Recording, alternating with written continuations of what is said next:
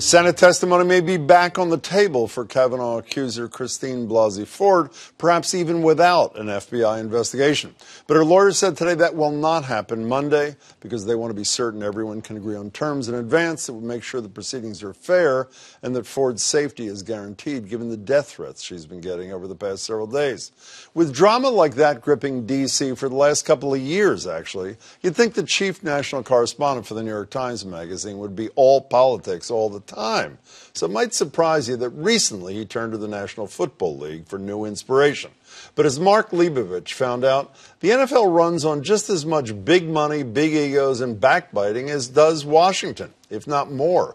His new book is Big Game, the NFL in Dangerous Times. I'm joined now by the Boston-born, Newton-bred, Boston Phoenix alum, Mark Leibovich. Mark, it's nice to see you. Jim, good to be back. So can we start with a tale of two swamps, if I may? Yeah, it's good. Is the NFL run in many ways like, at least I see, Washington being run? Are there similarities? Yes, in that they're not run very, very well.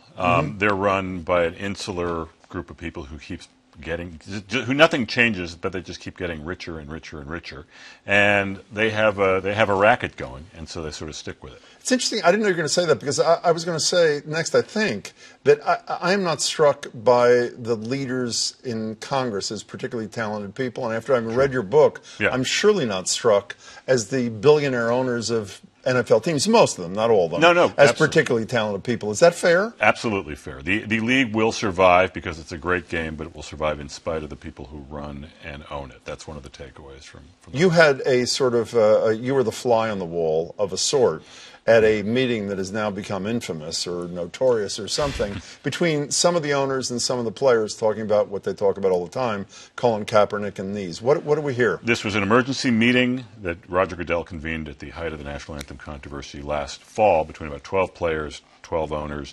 And what was striking is, first of all, it was a confidential meeting, which Roger Goodell declared at the beginning, and I know this because someone was nice enough to slip a tape of that meeting to me and my colleague Ken Belson. But what was striking is they were just talking over each other. The players wanted Colin Kaepernick to have a job. The owners were obsessed with how not to trigger Donald Trump and another tweet.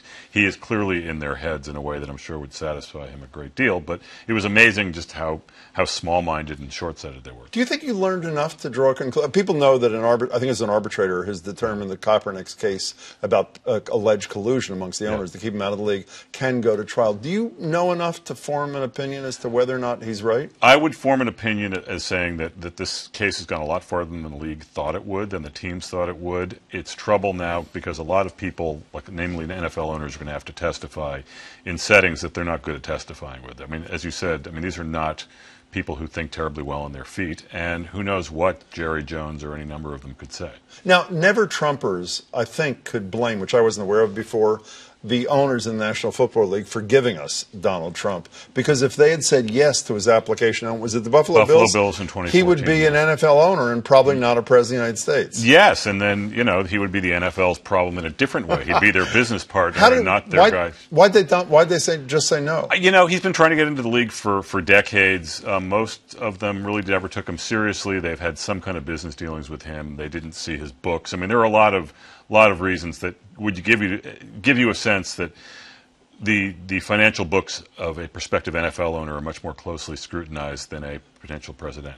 I have thought all along, again, until I read some of that in your book, that the rather brilliant, as I said to you on the radio today, at least in my estimation, ginning up of his white base by attacking African-American football players was all about politics.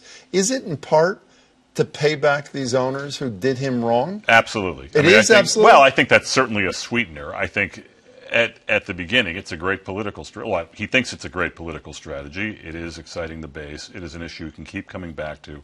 It also puts him in the middle of this great spectacle of American life, which is the NFL, which is one of the reasons I wanted to explore this, was just because it's just a spectacle. And politics and football are just these twin reality shows. Now, you do not deny that you're a fan of the team you grew up with as a kid. Is that fair? No, I don't deny it at all, although I tend to soft pedal it when I'm not in New England. But yes, okay. I grew up here. So let's go down a list of the three major players briefly, if we can. Tom Brady.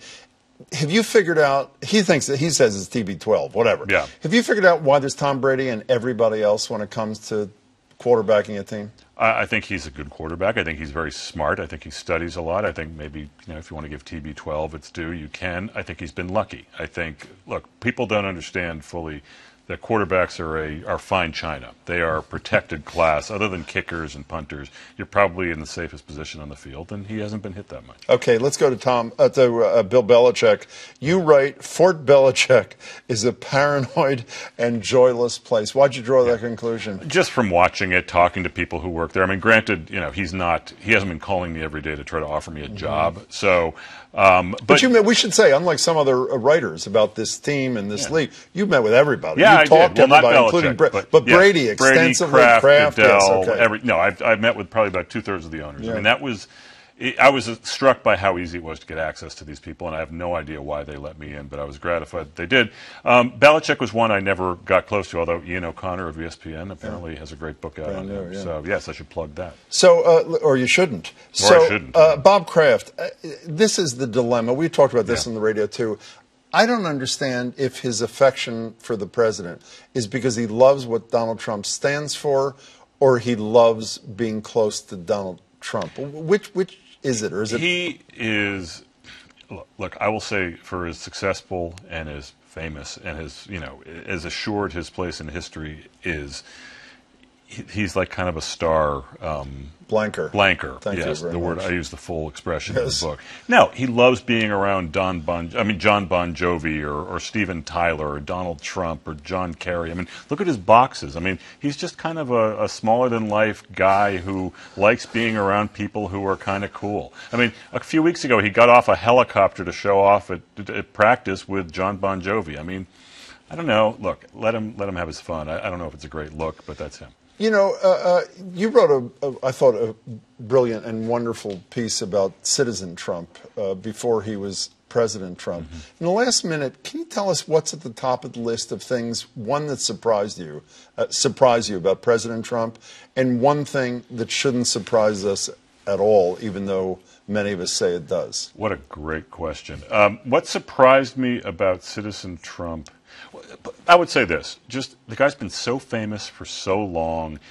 I kept asking myself, and I probably spent 3 solid weeks with him in late 2015 before. I mean, he was a front runner. He was Donald Trump. But I kept asking myself, is this Donald Trump or some guy wearing a Donald Trump mask? There are some people in public life where you sort of realize they're that famous. I mean, like, am I really in this guy's presence? And it's not because I'm starstruck necessarily or even that blown away by how impressive he is. It's just like he is such a person who exists on the screen, and there he was. So I guess that's sort of one thing that surprised me. And what was the other part? Well, and the other thing that didn't surprise me. Yeah, what's the thing that doesn't surprise you today? In retrospect, the degree to which people just came running up to him and asked him to sign their dollar bills. There's this thing about fame for fame's sake and wealth for wealth's sake and just image for image's sake in this culture that I saw on display in any number of settings. And now he's sitting in the White House. And just make sure you never, ever double dip the shrimp in the cocktail That's sauce. There should be a whole chapter in the next book about that. I think there will be. Mark Leibovich, it's a great book. Jim, a pleasure. Terrific, great to see you. Thanks for having me. Mark Leibovich, thanks. The book again is Big Game, the NFL in Dangerous Times.